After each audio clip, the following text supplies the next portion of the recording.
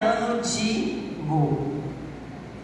E não foi só a vitória que chamou a atenção, né? Porque aí você pode dizer, mas também na década de 90, a IBM também já tinha, né? O IBM também já tinha ganho do Kasparov, que num jogo de quê? De xadrez.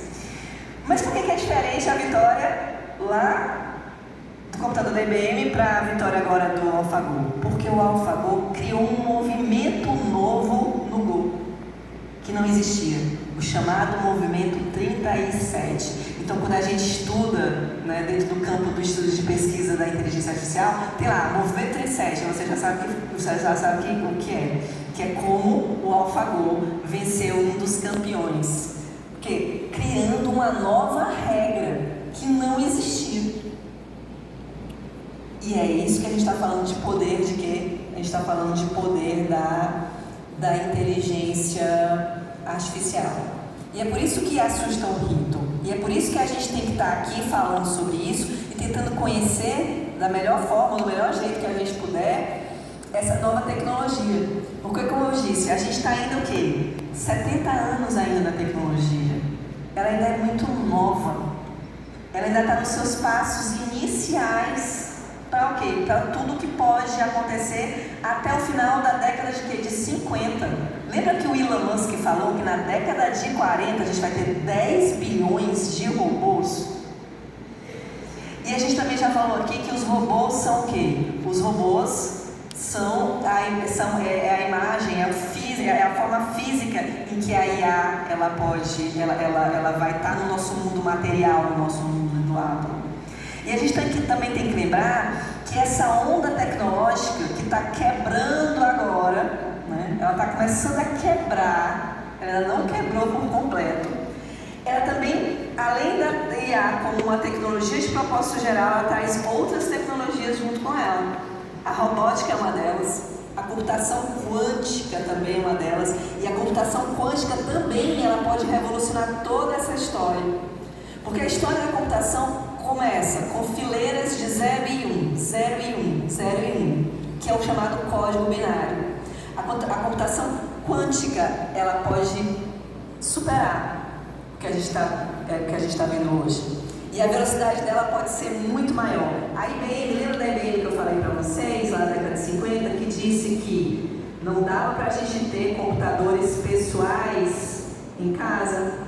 A IBM hoje fala que em 2026 a gente possa ter computadores quânticos em casa.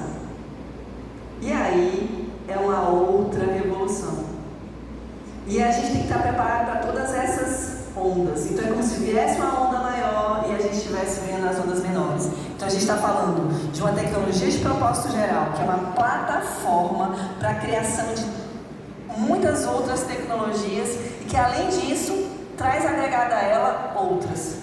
Robótica, computação quântica, a nanotecnologia que tanto se fala, né? E uma outra tecnologia de propósito geral, que aí ela conversa direto com a medicina, que é a biotecnologia, a biologia sintética, né?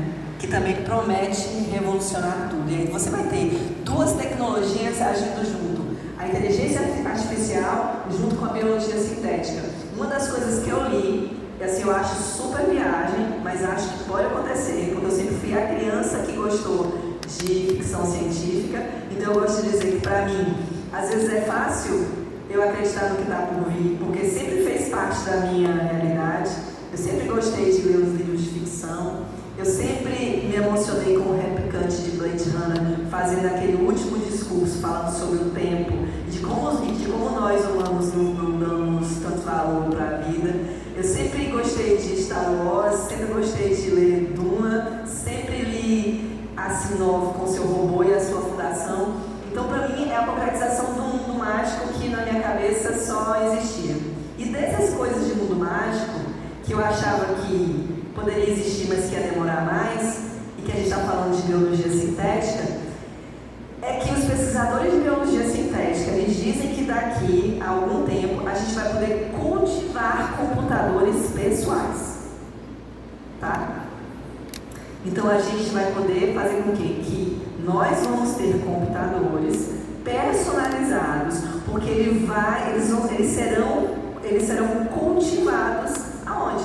Dentro dos nossos cérebros. E os pesquisadores dizem que isso não está muito distante de acontecer. Lembra que eu falei para vocês de um livro? A singularidade está o quê? Mais próxima. Essa é a revolução que a gente tem que ver na nossa próxima década de 30. Né? Então, se esse momento a gente está falando das IAs generativas, que a gente fica encantado, que a gente diz que a gente coloca lá, escreva um texto, ou escreva uma poesia, como se fosse Shakespeare escrevendo, e ela vai lá e faz. Na próxima década a gente está dando um passo bem gigante, a gente está dando um passo a mais, a gente está falando da simbiose, a gente está falando da singularidade. A gente tem um cientista brasileiro chamado Miguel Nicoleles, todo mundo aqui já ouviu falar do Miguel Nicoleles, que o Miguel Nicoleles já falava sobre isso, e que o Elon Musk apareceu como se fosse uma grande novidade da Neuralink, que é uma das empresas dele, que é de colocar o quê? Um chip no cérebro, né? E isso vai, e vocês, nossa, isso vai acontecer? Eu já conheço uma pessoa que não tem cartão, ela não tem cartão de apresentação, ela tem um chip aqui, Aí eu tenho um amigo que a doutora Cláudia conhece bem, a doutora Cláudia conhece bem porque ele está comigo lá todos os dias. Ele disse, a gente estava conversando, de vez quando a gente conversa essas coisas, porque a gente trabalha com proteção de dados e a gente viaja, né? E aí ele disse, Andréa, a Bíblia já dizia isso. Dizia que todo mundo ia ter um número e que todo mundo ia ser marcado com uma bolinha aqui. Eu disse, olha aí, olha João aí, João era um visionário, né? Então o João pensava bem na frente. Exatamente. Então aí a gente está prestes a ver essas coisas. Por quê? Porque a gente vai começar o momento, a partir da década de 30, do aperfeiçoamento dos humanos, de aumentar o nosso neurocórtex, né, com esses instrumentozinhos, para que a gente também possa ter o nosso cérebro na nuvem. E isso no direito a gente já estuda, né? Tem um ramo do direito que estuda o que a gente chama de neurodados, né, que é a nova categoria de dados. A gente, quando fala em dado, a gente fala em dados sensíveis, a gente fala em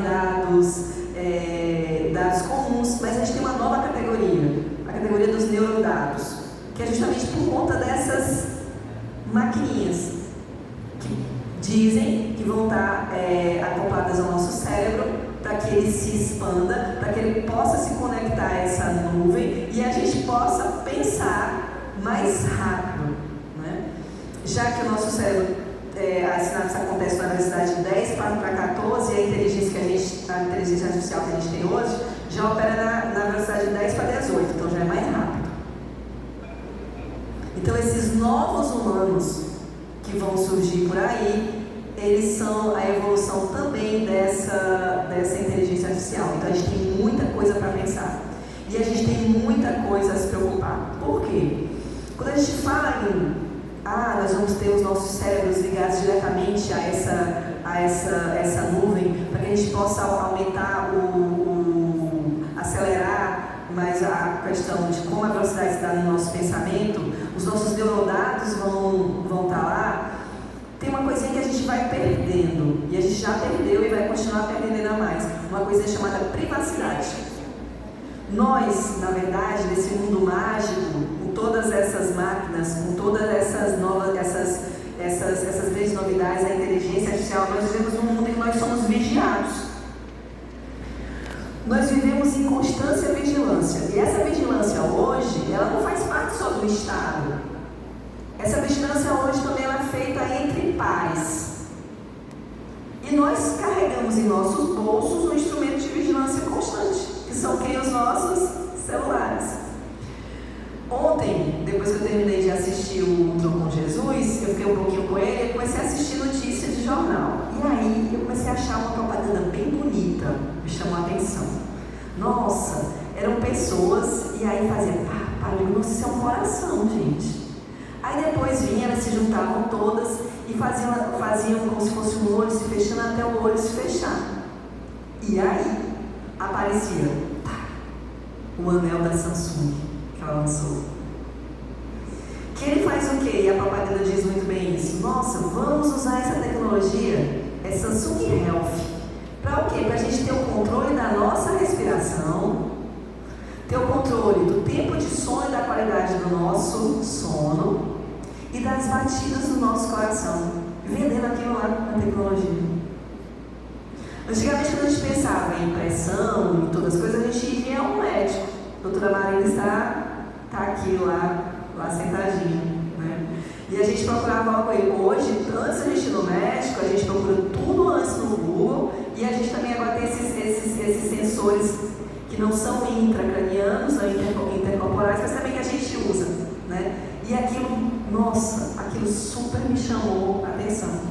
Para ver como o nível de vigilância que a gente está passando hoje, ela ultrapassou ser só a vigilância externa, ela também é uma vigilância o quê? Interna. Porque o anel da Samsung, porque o meu celular e porque a inteligência artificial que está ligada a eles, quem tem, por exemplo, a Apple, e a Apple provavelmente vai desenvolver alguma coisa além disso, porque os smartwatches já fazem isso, ela vai ter todos os meus dados também de saúde lá, e ela pode me oferecer saúde personalizada, o que vai existir. Então esse novo momento também faz isso, essa vigilância constante, que não é só feita pelo Estado, que nós permitimos fazer também, que é uma vigilância feita por pares.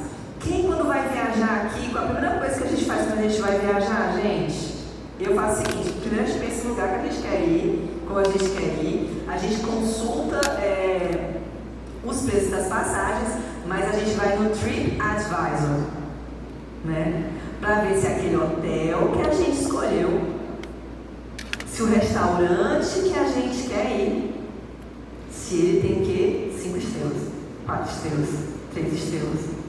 Do mesmo jeito, quando a gente pega um Uber, no final a gente informa lá para ele, e saber que os motoristas também avaliam a gente, então sejam legais com o Uber, porque tem gente que é excluída da Uber porque a classificação também do passageiro também é baixa. Isso também é o quê? Isso também é vigilância. Vigilância feita por quem? Por pares. Isso também é lançada para a rede. Eu também tenho algoritmos também que fazem esse mapeamento. Eu tenho algoritmos que podem, por exemplo, potencializar tudo isso. Então, não tem aquela história de o cliente sempre tem razão. Isso agora ela é levada bem mesmo quase ao pé da letra. Porque qualquer coisa que aconteça, alguém pode ir na rede fazer uma classificação ruim e aquilo ali pode, porque do mesmo jeito que lá em Mianmar aconteceu o que aconteceu, pode acontecer também, ela pode fazer que os negócios fechem, né? E isso é vigilância constante, isso é vigilância por pares, isso também está acontecendo. Isso também é uma das faces que a gente consegue ver agora de quê? Desse poder da inteligência artificial. E acho que essas são questões existenciais nossas mesmos, né? Quando eu falei da experiência lá da minha sobrinha, que falou que quer ser arquiteta de realidade aumentada, e que quando eu estudo, eu digo assim, nossa, pode ser que a própria inteligência, ela crie um novo mercado, ela mesma ocupe o mercado, e ela mesma faça o quê? E ela mesma consiga vender, isso é realidade. Hoje em dia o sistema financeiro, ele age assim, né? Você tem dentro do sistema financeiro vários algoritmos de inteligência artificial, que eles fazem o quê? Eles analisam tudo que está acontecendo no mundo, aí eles dizem quais são aquelas ações que estão valendo mais. Outros algoritmos de inteligência, eles já avisam para quem deve comprar, aquilo ali pode causar uma baixa, eles mesmos compram, o algoritmo mesmo faz a compra, independentemente de você ter um trader, que é o quê? É um ser humano intermediando aquela compra. É esse o mundo que nós estamos vivendo. E tudo isso pode fazer com que um outro algoritmo diga, nossa, se está acontecendo mais venda, e isso a gente viu na crise de 2007, por exemplo, lá do mercado americano de imóveis, se isso acontecesse agora, podia ser que o algoritmo que detectasse aumentasse aquilo, fizesse com que as ações crescessem mais, algum algoritmo disse, nossa, isso vai causar um impacto no PIB de determinado país, eu já aumento o valor daquela moeda e assim vai indo. E note que nessa rede não existem humanos fazendo essa conexão. Então é esse o momento que nós estamos vivendo. Esse é o momento que pela primeira vez na nossa história, nós não estamos falando de simples ferramentas. Até agora a gente falou em ferramentas, né? O arado foi uma ferramenta, né? O computador, até na segunda fase dele, foi uma ferramenta para ajudar a nossa eficiência.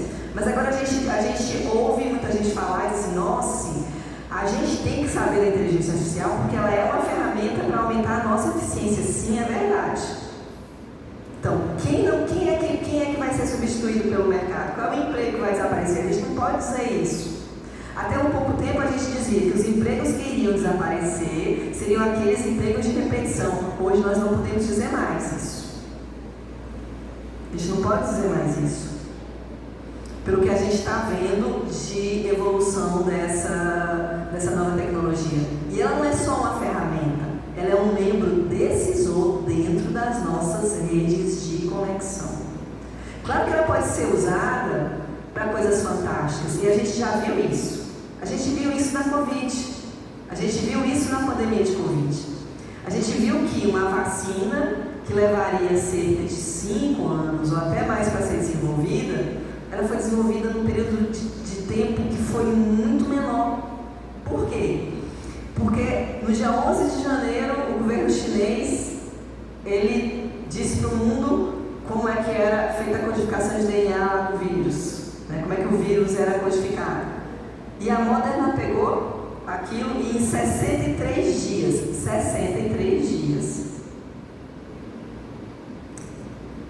tudo aquilo já poderia ser o que é aplicado para o desenvolvimento de uma vacina e que salvaria milhões e milhões de vidas. Então hoje, quando a gente fala de saúde, a gente está falando disso, né? A gente tem medicamentos que podem ser encontrados. A gente tem a questão das proteínas, como eu já falei para vocês, que são talvez um dos passos mais importantes que a gente tenha dado até hoje. Então tudo isso é um relâmpago, é uma pequena face do que é o poder da inteligência artificial. Mas só mais ou menos para a gente encerrar a nossa conversa, eu vou voltar a falar de novo no Alan Turing, né, que eu já falei aqui com ele várias vezes. O Turing é conhecido como o pai da computação moderna. O Turing foi que perguntou se uma máquina poderia pensar, quando ele lançou o artigo dele lá atrás. E quando ele lançou o artigo dele lá na década de 40, o que ele perguntou? Ele, para saber se uma máquina podia pensar, ele formulou o jogo da imitação, que é o nome do filme que eu disse para vocês, que está disponível. E o que é esse jogo da imitação, que é conhecido como teste de Turing, ele é tão importante? Porque para o Turing a gente ia saber se uma máquina era tão inteligente quanto nós, ou mais inteligente quanto nós, se aquela máquina passasse naquele jogo da imitação. E o que é isso? Eu tenho um juiz, que é humano, que coloca um humano e uma inteligência artificial e começa a fazer perguntas para ela, né? Se aquela inteligência artificial conseguisse responder as perguntas sem que aquele juiz não conseguisse perceber que ela era uma inteligência, ela tinha atingido um grau, né, de superioridade de uma inteligência que seria igual ou maior do que a nossa. E para que isso acontecesse, claro, né, se você faz uma pergunta para uma inteligência artificial, se você joga um cálculo na inteligência artificial, você coloca uma inteligência artificial para responder, claro que a inteligência vai responder em segundos. Coisa que a gente levaria o quê? Dias, horas, anos. Só que para ela chegar nesse grau do jogo da imitação e passar, ela aprendeu o quê? A enganar. Que é sua característica o quê? Nossa. Ela aprendeu a dissimular. Ela aprendeu a ser o quê? Ela aprendeu a dizer que a resposta ela era menos inteligente do que realmente ela é. Os pesquisadores do campo de inteligência artificial, gente, diziam que uma inteligência artificial só iria passar no teste de Turing lá para a década de 50. Eu vi década de 50 do nosso século XXI. Eu vivo dizendo que essa década de 50 é um pavor, porque todos os modelos ruins já aconteceram nessa década de 50. Só que agora, o Ray Kurzweil, no último livro que ele lançou, ele disse que talvez vai ter 12,5 no a máximo. inteligência artificial, já que a gente teve esse avanço gigantesco lá com o nosso que a palestra dele atrasou. Do Google, talvez em 2029 a palestra dele atrasou. uma inteligência possa passar no jogo da imitação do Turing. Vai ter sido E a 10 gente tem horas. uma plataforma chamada Metaculus, é uma plataforma muito interessante de previsões de tecnologia. Ela diz que talvez seja 2026. Acho que até 5.000, parece. Então a gente está nessa. 6 a cada. E o que a gente tem que fazer até lá? A gente tem que se inteirar do que está acontecendo, a gente tem que fazer o que o Dr. Washington falou aqui, a gente tem que colocar as nossas crianças, os nossos jovens, a aprender a lidar, a desenvolver habilidades para essas ferramentas, porque o que a gente está vendo que ela está fazendo? A tendência da inteligência artificial que a gente está vendo hoje é a história da polarização, fica difícil, né? E quando você pensava que a inteligência artificial, ela vinha de uma certa forma, e o Reagan disse isso de uma certa forma lá em 1980, quando ele falou das novas tecnologias que estavam aparecendo, que as novas tecnologias ela iria destruir estados autoritários, e ele estava falando isso para a China, né? Ele falava isso para a China e hoje a gente vê que a China é o país que mais investe em inteligência artificial. Se eu ajeito o cartão de memória no teu celular, consegue abrir? As maiores pesquisas de inteligência Consegue artificial. abrir e botar o cartão de memória? Tem a questão da robótica, ninguém bate a China, tanto Eu é tenho que aqui, o Elon sobrando. Musk, ele tem fábricas dele lá na China, os carros automatizados da Tesla. Tem 1 milhão de produção lá na China, isso não é à toa. Então o Reagan dizia aí eu carrego que lá em esse casa. mundo novo, com essas novas tecnologias, eles viria para acabar com as ditaduras e deixar os estados liberais e progressistas mais à vontade. A gente viu que nada disso aconteceu. A gente viu que nós nos fechamos, e aí os nossos amigos algoritmos sabem fazer isso muito bem, porque a gente não pode esquecer isso nunca. Quanto mais tempo a gente passa na rede, mais dinheiro a gente está gerando para as Big Techs, e que o discurso de ódio, ele engaja mais do que o discurso da compaixão. Eles nos fecharam, né, nos nossos clusters, e a gente está perdendo. Com esse novo membro dessa rede de conexão, a gente está perdendo a nossa democracia. Por quê? Porque democracia é isso. Quando os gregos pensaram em democracia, o que eles pensaram? Todo mundo ir para uma praça, não foi isso que eles pensaram, para que a gente discutisse, se olhasse, ouvisse, e a gente tentasse resolver os nossos problemas, que foi isso que eles chamaram de quê? Os gregos chamaram de política.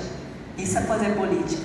É ouvir o outro, é conversar, é mesmo que a gente tenha pensamentos distintos, a gente conseguir chegar num denominador comum, é a gente ter flamenguistas e palmeirenses dentro de casa e a gente não começar a esfagar e se extinguir uns aos outros, né? E o que a gente vê que está acontecendo é uma coisa distinta. E aí vem a grande questão, que aí é o meu objeto de estudo, né? Porque, como eu disse para vocês, eu sou advogada. É saber como é que a gente contém isso. Na área. Essa é uma discussão lançada. Como é que a gente faz a regularização disso? Né? Será que os nossos legisladores estão preparados? Será que quem nos governa está preparado? Uma das perguntas que eu faço geralmente quando eu vou em algumas palestras, e eu fui em algumas agora, que era em época de eleição, eu pergunto assim: vocês já viram se no plano de governo dos candidatos de vocês, seja prefeito ou seja vereador, tem 2 pontos importantes para a gente falar? Quais são os pontos importantes? Inteligência artificial e crise climática. Uma fala sobre a própria extinção da nossa espécie, né, que é a crise climática. E a outra fala de alguma coisa, não que a nossa espécie vai se extinguir por robôs assassinos, igual o Skynet lá do Exterminador do Futuro. Eu não acredito que isso vai acontecer, mas a gente precisa saber falar como é que a gente vai conseguir regular isso tudo que está acontecendo. E quando a gente fala em regular tudo isso que está acontecendo, a gente não está falando em parar o desenvolvimento da tecnologia. Nós não estamos falando em sermos ludistas. né? Os ludistas, que foi um movimento que aconteceu lá no início da Revolução Industrial, onde os artesãos, assustados com os teares mecânicos, começaram a destruir os teares mecânicos, para que não acontecesse a perda de emprego deles. A gente não está falando disso. A gente está falando em regulamentar a questão dos riscos que essas tecnologias todas, que podem trazer grandes ganhos para a humanidade, que pode fazer com que nós vivamos mais, com melhor qualidade, que o acesso à saúde e outras coisas, elas possam ser amplificadas, elas também, do outro lado, elas também podem causar desastres, como o que aconteceu lá em Mianmar. Eu acho que essa é o grande ponto.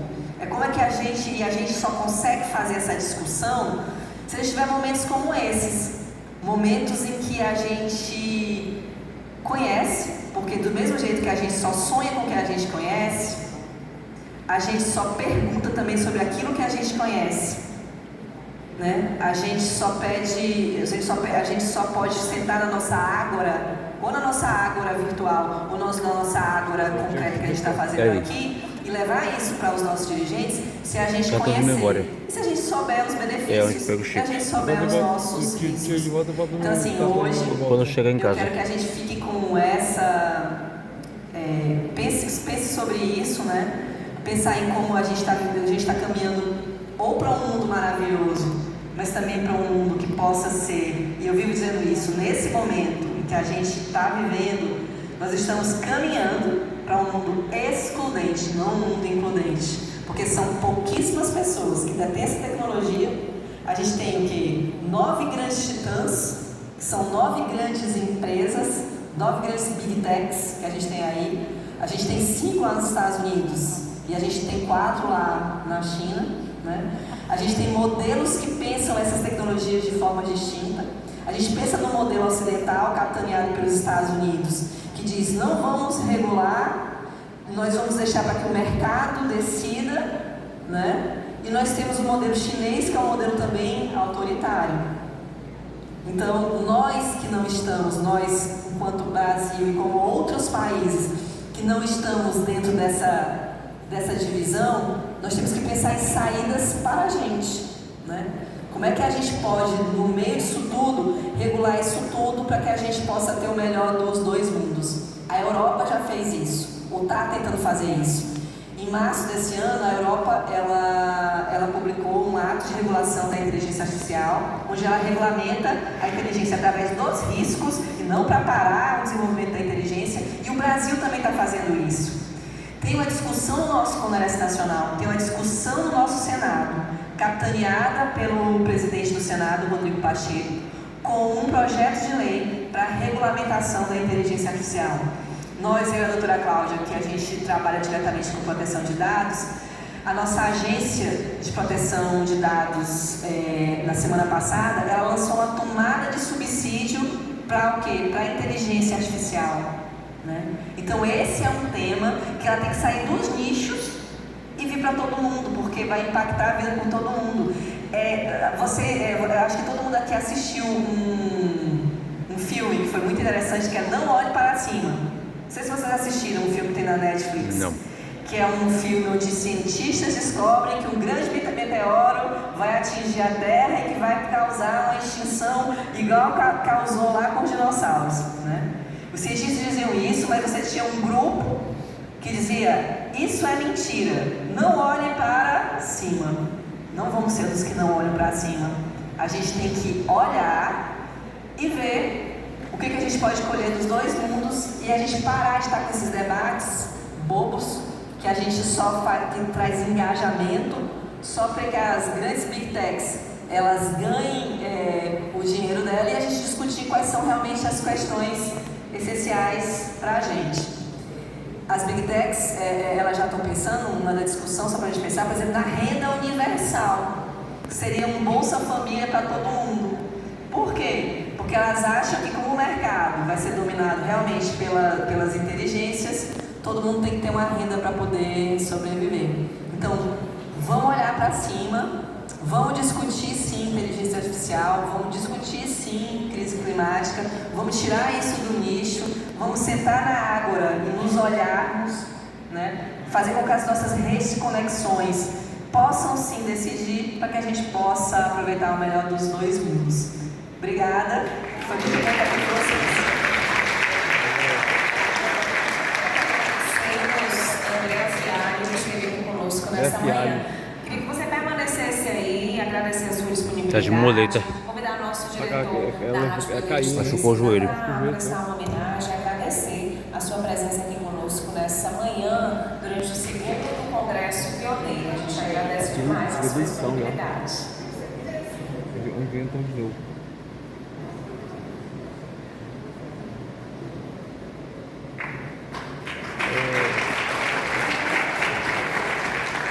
Um pouquinho mais para frente. Uma sacola. Sacola.